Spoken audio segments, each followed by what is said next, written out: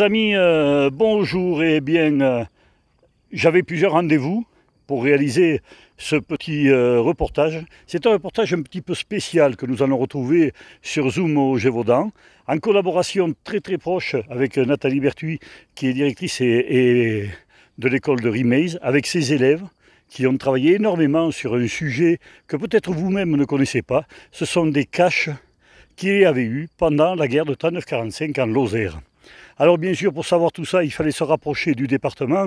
Et c'est Benoît Viedniak, qui est d'ailleurs de Rimeys lui-même, hein, je salue son papa, Casimir, et sa maman, bien sûr. Benoît, qui est archiviste au département, a donc réuni les élèves dans un petit village de Rimeys qui s'appelle La Chaumette. Et c'est là que j'ai rencontré tout le monde, en train d'écouter Benoît qui nous racontait l'histoire de ces caches en Lozère. Et croyez-moi, vous allez en découvrir des choses. Écoutez plutôt. Benoît Viedniak, je travaille aux archives départementales de la Lozère, où je suis archiviste. Et donc je viens voir parce que j'ai fait une découverte il y a quelques temps en faisant des recherches sur un trésor, entre guillemets, un trésor des œuvres d'art et des meubles magnifiques qui avaient été cachés ici pendant la guerre, qu'on appelle la collection Rothschild. En fait, je suis originaire de Rimeys, moi aussi. J'habitais un village qui s'appelle Chassignol. Vous connaissez Chassignol? Oui. Et juste de l'autre côté là-bas. Et cette histoire, quand j'étais petit, à peu près votre âge, mon grand-père m'en avait parlé. Mais moi, je n'avais pas vraiment d'éléments pour savoir si c'était vrai ou pas. On m'avait dit qu'il y avait un trésor, mais bon. Et puis quand je suis arrivé aux archives, il y a 3-4 ans de ça, j'ai une collègue à moi qui s'appelle Béatrice qui me dit « Tiens, peut-être tu as entendu parler de ça, il y a un monsieur qui s'appelait Marius Balmel, qui était historien sur Mende. On avait récupéré ses archives et dans un carnet où il écrivait pendant la guerre, il a marqué « Tiens, une partie des collections de la famille Rothschild a été récupérée à Saint-Chélier à Rimeys. » On a commencé à faire des recherches là-dessus à partir de ce carnet. Et elle m'a dit, tu devrais aller voir dans ce qu'on appelle les séquestres. C'est-à-dire que c'était la police à l'époque, les domaines c'est un petit peu compliqué pour vous, mais qui récupérait en fait des biens qui n'appartenaient plus à des personnes, qui les mettaient à part. Et effectivement, dans ces séquestres, il y avait un inventaire de tous ces biens qu'il y avait. J'en ai fait le listing et j'en ai fait un petit article ensuite. C'est une famille de banquiers qui est arrivée en France à peu près au XVIIIe siècle, qui a pas mal de biens, qui travaillait avec à l'époque les rois de France, puis les présidents, etc., qui étaient juifs. Et pendant la guerre, vous savez que quand vous étiez juif, à partir de 1940-41, il y a eu ce qu'on appelle la déchéance de nationalité et le statut des juifs. Alors c'est un peu compliqué. En juillet, le maréchal Pétain arrive en France. Et en septembre, il y a un événement qui se passe. C'est que, d'ailleurs on le retrouve l'événement dans les journaux, la famille de Rothschild est déchue de sa nationalité. C'est-à-dire qu'ils ne sont plus français. Déchus de sa nationalité, ça veut dire ça. C'est-à-dire vous n'êtes plus français. Vous n'avez plus le droit de voter, par exemple. Vous n'avez plus le droit d'exercer certains métiers, d'être maire, d'être instituteur, par exemple, à l'époque, de travailler dans la justice. Enfin, c'est vraiment très très dur. C'est extrêmement dur. Et surtout, vos biens ne vous appartiennent plus. Et c'est là, c'est-à-dire on vous vole votre maison, c'est-à-dire la police récupère votre maison, vos meubles, vos tableaux, tout ça. Et justement, c'est un peu pour ça que la famille de Rothschild a fait partir ses biens. Alors comment ça s'est passé? Les caisses de cette famille, de cette collection, sont découvertes ici entre le 4 et le 9 octobre. On ne sait pas très très bien. On sait juste qu'il y a une ordonnance du tribunal de Marvejols le 9 octobre. C'est-à-dire que les biens sont inventoriés et récupérés à la prison de Mende. De là, et c'est assez vite connu parce que, alors déjà, dans ce qu'on appelle la Croix de la Lozère, c'était l'ancêtre de la Lozère nouvelle à l'époque, on retrouve un article déjà d'une part sur la déchéance de nationalité de cette famille, Rothschild, et dès le 10 octobre à peu près, il y a un article où ils disent, alors il ne faut pas oublier que c'est un journal qui est pro-pétainiste, qui est pour les Allemands quelque part, et ils disent que les Rothschild ont fui, qu'ils ont emmuré leur collection en Lozère, ce qui n'est pas du tout vrai d'ailleurs. Et ils annoncent des montants, un demi-million de francs, pardon, puisque c'était pas les euros à l'époque, un demi-million de francs, mais ils n'en savent rien du tout, puisque dans les papiers qu'on a, il n'y a aucun élément qui ne prouve, qui ne donne de chiffres là-dessus. Il y a juste un inventaire de ce qu'il y avait comme bien. On sait que donc ces caisses ont été découvertes entre le 4 et le 9, très certainement sur une dénonciation, qu'elles ont été trouvées à 2 endroits. Il y a 29 caisses en tout. Il y en a 14 ici à la Chaumette, et il y en a aussi un petit peu à Saint-Chély, il y en a 15 autres. Les caisses de la Chaumette, il y a des œuvres d'art. Les caisses qui sont à Saint-Chély-d'Apcher, c'est surtout des meubles. Mais vous allez voir, c'est pas n'importe quel meuble. On sait, ils disent juste une grange, que c'est dans une grange qui se trouve à la Chaumette, pour la partie à la Chaumette, sur les 14 caisses. Par contre, ils disent que pour les caisses qui se trouvent à Saint-Chély, ça se trouve au domicile d'un monsieur Aiguillon. Ça serait important pour la suite. Ce monsieur Aiguillon, en fait, il était conseiller général. Je vous ai dit que c'était connu aussi au niveau départemental avec la Croix de la Lozère. Ça a été très vite connu aussi au niveau national, puisqu'il y a des journaux comme à l'époque qui s'appelaient Le Matin ou Le Temps qui en parlent de ça. Donc c'est des choses qui sont sues et qui sont dénoncées, plus ou moins.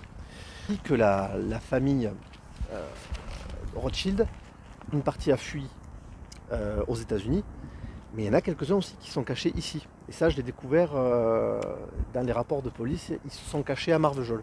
Alors pas à la famille directe, mais des cousins. Et donc ils étaient surveillés aussi. Donc ils auraient très bien pu être pris aussi. Il faut se rendre compte de ça, que leurs biens étaient en danger, mais leurs personnes aussi ils auraient pu partir dans des camps de concentration, malheureusement. Vous en avez peut-être parlé de ça, oui.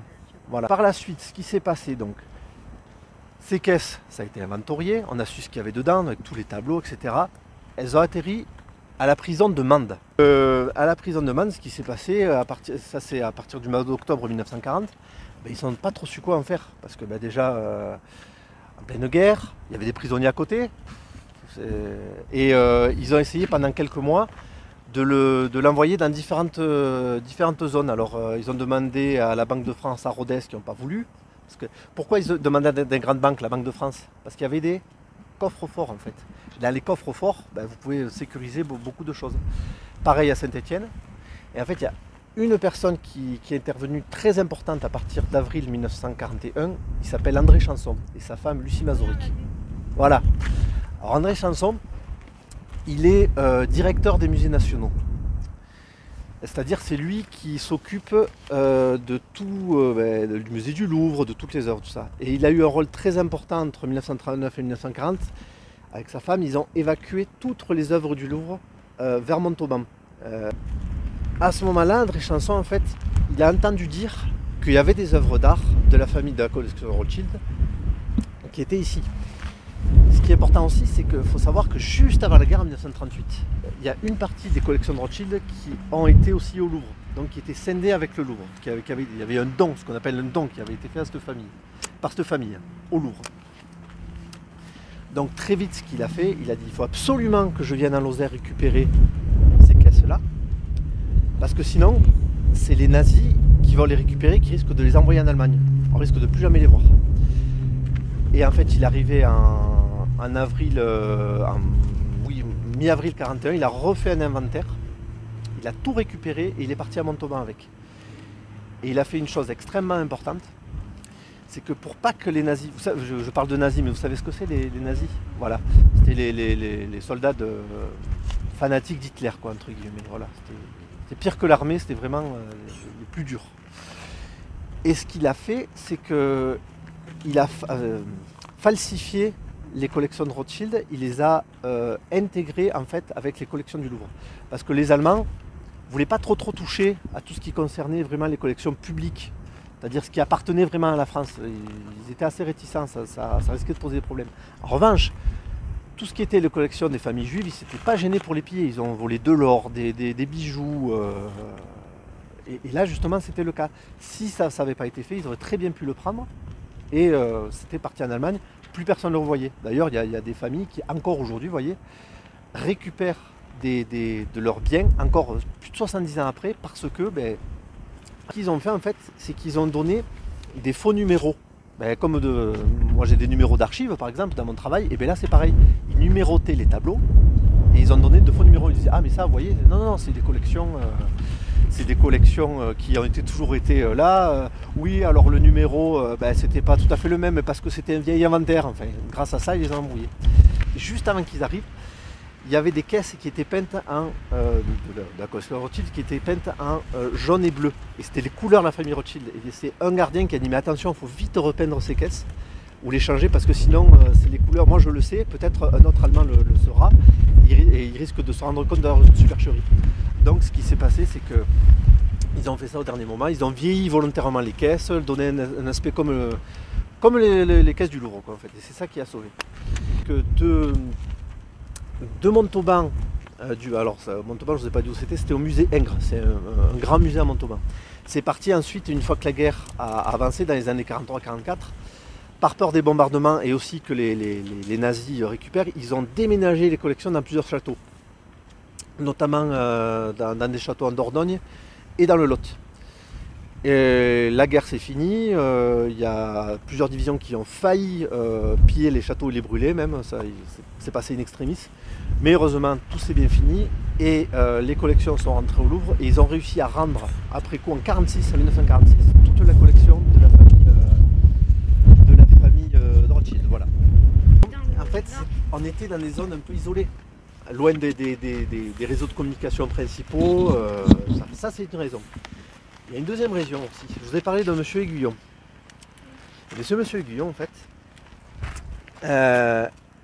il était conseiller général donc, et surtout, en fait, il avait des liens avec la famille Rothschild. J'ai découvert en faisant des recherches qu'il était à peu près du même âge qu'un des membres de la famille principale qui s'appelait Maurice de Rothschild. Ils avaient fait l'école ensemble. Ils étaient à ce qu'on appelle l'école des mines, c'était pour être ingénieur. Ils étaient exactement de la même année, déjà ça. Donc ils avaient certainement des liens. À Paris aussi, il avait une adresse où ils habitaient à côté, quasiment à côté. Donc je pense que ça a beaucoup joué. Après la guerre, on a trouvé d'autres éléments comme quoi il avait été embauché aussi dans des entreprises, dans des succursales, enfin, je ne sais pas comment appeler ça, des entreprises aussi oui, de la famille de Rothschild. Et surtout un élément très important, je me suis rendu compte en faisant ces recherches qu'il était administrateur SNCF. Alors en gros la SNCF, vous savez, c'est les chemins de fer. En fait, mon hypothèse c'est qu'il a pu plus facilement entre guillemets faire venir les œuvres discrètement de Paris jusqu'à Saint-Chély par le chemin de fer. C'est le problème. C'est le train, le chemin de fer. Oui voilà. Le problème, je pense que c'est quand ça a été transféré entre Saint-Chély et Reims en camion, il doit y avoir pas beaucoup de camions et c'est là où ça a été visible et c'est à ce moment-là où ça a posé problème. Ça a dû rester très peu de temps en fin de compte ici. Comme je vous dis, je pense qu'ils sont déchus de la nationalité en septembre. Le transport doit être fait à la mi-septembre, fin septembre peut-être, et voilà, ça a dû rester une semaine. Donc en fait, la partie de la collection des tableaux se trouvait ici, dans un bâtiment qui n'existe plus, qui était au niveau de ce mur. Voilà, c'était cette grange. Voilà, une grange à ce niveau-là. Qui appartenait à la famille Prunière à l'époque. Alors, moi, des hypothèses pourquoi ça a atterri là, ça par contre, j'ai trouvé strictement aucun élément. Je pense qu'il y avait des liens entre la famille Aiguillon et la famille Prunière. Mais je n'ai aucun élément décrit qui me le prouve. Je vous l'avais bien dit, hein, c'est pas rien, hein, c'est une sacrée histoire. Hein. Mais voilà, alors Benoît nous a tout raconté, maintenant il faut que les élèves se mettent au travail. Alors j'ai attendu quelques jours, et puis que tout se passe bien. Et un jour, Nathalie m'a envoyé un message en me disant si je pouvais venir pour voir un petit peu le travail des élèves. Alors vous pensez bien que ne serait-ce que pour vous tenir au courant de ce qui se passe et de voir ce travail des élèves acharnés sur ce sujet qui est très intéressant, le souvenir. Il faut le garder pour nos enfants. Et je trouve que ce travail est vraiment exceptionnel. Mais regardons un petit peu comment ça se passe à l'école. Écoutons. À la sortie de l'autre jour avec Benoît, à la Chaumette, on va utiliser vos notes et vous allez essayer de me dire, on va lister ce que vous avez retenu.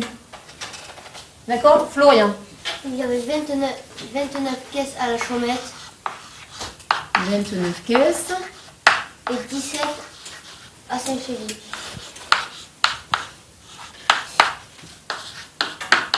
qui a une autre proposition? Maïdan. Les caisses de la famille Rothschild et des bleus et jaunes.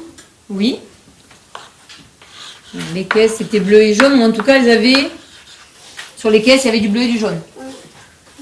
Donc bleu et jaune, ça correspondait à la famille de Rothschild.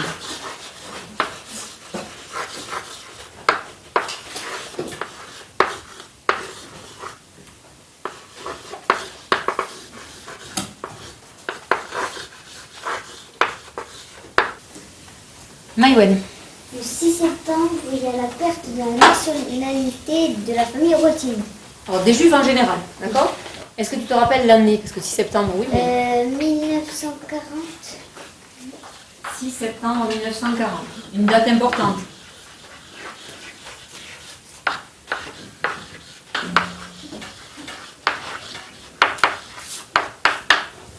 Alors, Mélina.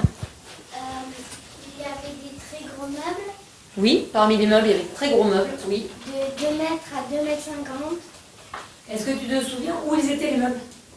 La Saint-Céline. Saint-Chély. Donc ici, on peut mettre avec Saint-Chély, meubles, certains très gros.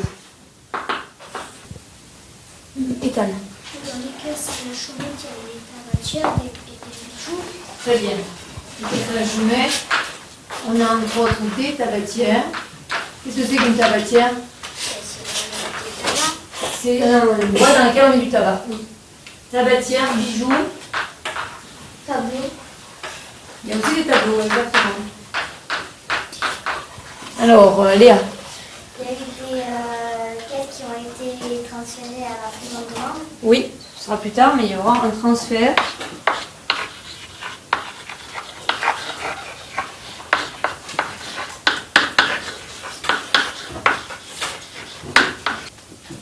Florian. Le bâtiment qui avait à la chaumette, il appartenait à la famille des Prunières. Oui, une famille qui aujourd'hui s'appelle Prunière, dans le bâtiment. Est-ce que tu te souviens des détails sur ce bâtiment? Qu'est-ce que c'était comme type de bâtiment? En pierre.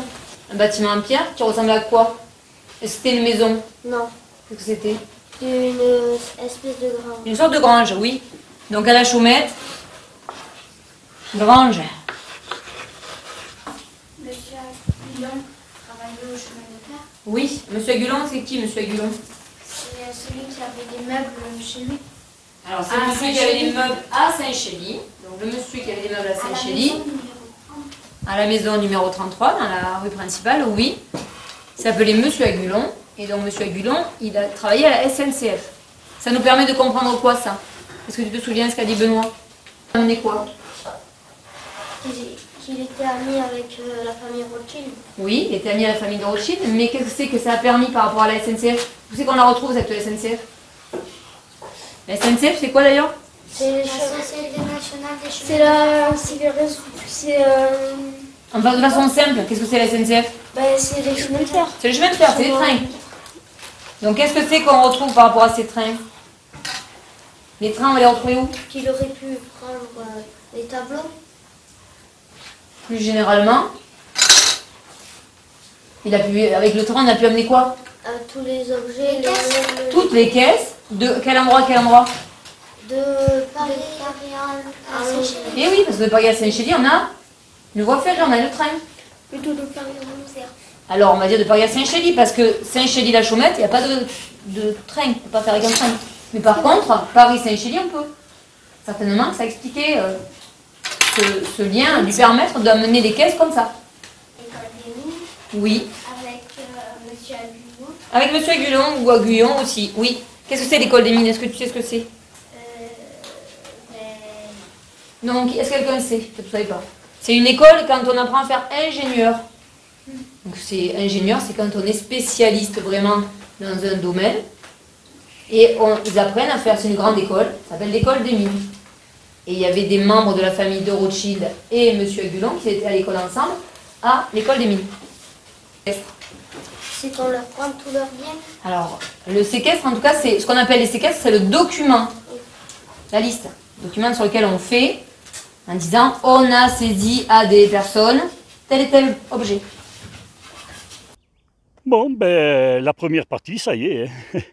Ils ont vu un petit peu, ils ont compris, ils ont fait le résumé de tout ce qu'avait raconté Benoît. Seulement maintenant, il va falloir choisir un petit peu qui va faire quoi, qui va étudier quoi, qui va préparer quoi, qui va faire des recherches sur tel ou tel sujet.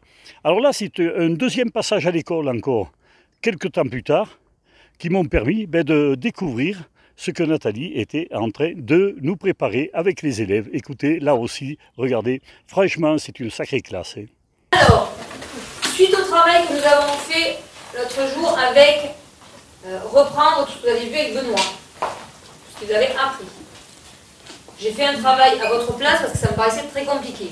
J'ai listé différentes étapes de ce qui s'est passé pendant cet événement. Et maintenant, ce que je vais vous proposer, c'est de choisir les pages sur lesquelles vous voulez travailler.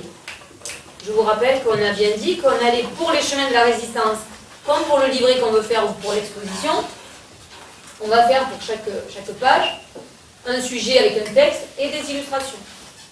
Donc là, je vais vous lire les différents sujets que j'ai proposés, les différentes étapes, et vous allez me dire si vous êtes intéressé. Et ensuite, je vous donnerai des documents que j'aurai présélectionnés pour que vous puissiez faire des recherches et travailler et m'écrire le fameux texte et les fameuses illustrations. Pour construire l'exposition, le livret et les documents, surtout pour présenter au chemin de la résistance. C'est bon? Alors, le sort réservé aux Juifs pendant la guerre. Maxine? Allez, je te mets. Est-ce qu'il y a quelqu'un d'autre qui veut faire avec elle ou est-ce que tu veux travailler toute seule? Ça te va si tu toute seule? Oui. Bon, parfait. Donc vous pouvez être, je n'ai pas pensé à vous le préciser, vous pouvez être un individuel si des fois ça n'intéresse qu'une seule personne. Là, par exemple, les documents que j'ai préparés iront pour une personne. Vous pouvez... Deuxième page, la famille de Rothschild. Ça consiste à dire, faire des recherches pour dire un peu qui c'est cette famille et comment ça se fait que dans cette histoire on parle d'eux. Florian, tu es intéressé? Oui. Alors, Florian. Est-ce que quelqu'un d'autre peut être intéressé? Gandhi? Alors, je t'ajoute avec Florian, on travaille tous les deux. Une troisième partie que j'ai préparée, les biens, ça veut dire les caisses, tous les biens qui appartenaient à la famille de Rothschild.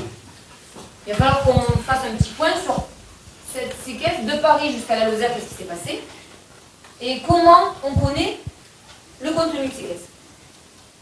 Ah, il y a 10 personnes intéressées. Mélina? Alors, Mélina. Léa?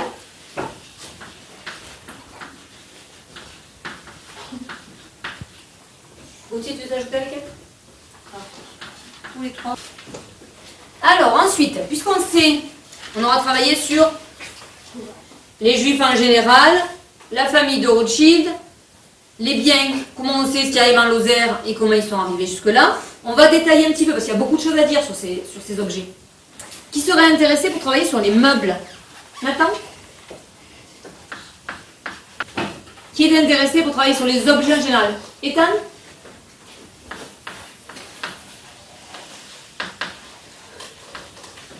Marius aussi? Allez, Ethan et Marius. Les tableaux. Maïdan, t'es intéressé par les tableaux?